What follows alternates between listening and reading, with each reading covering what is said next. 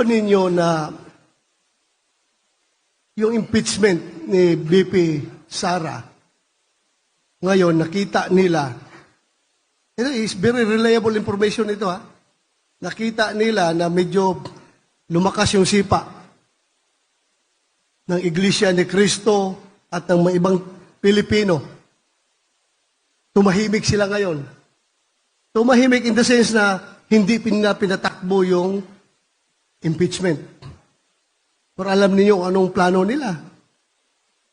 Right after election, kung saan hindi na nila kinakailangan yung suporta ng iglesia at ng mga taong matitino.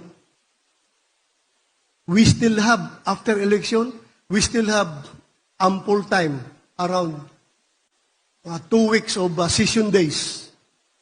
Iraratsada nila yan. Pipirmahan nila yan lahat. Kasi nakapag-commit na yan sila. Pipirmahan nila yan. Pagpirma nila, once ma-impeach si BP Sara sa lower house, ipasa kagad nila sa amin sa Senado para magkakaroon ng trial. Kami naman, since makarating yung impeachment complaint sa amin, yung articles of impeachment, makarating sa amin before the adjournment. Kasi mag-adjourn yung 19th session is before. Oo po, yung mga bagong nahalal, di ba?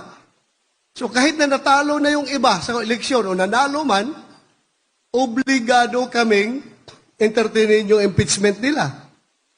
So once naipasa sa amin yan, constitutional duty ng Senado na talagang patakbuhin yung trial. So kahit na ma-adjourn ang 19th Congress, kung nagsimula na yung impeachment nila, merong mga nagbabaring school of thought. Merong nagsasabi na tapos na. Pero ang kanilang hinahawakan ngayon ay impeachment is a continuing duty ng Senado. Kahit na ito'y ma-adjourn daw, once na file ang complaint at nagsimula na yung hearing, tuloy-tuloy daw yan. So yun ngayon ang kanilang plano. Kaya kailangan talaga na dadami tayo doon sa Senado. Huwag tayong magpabaya.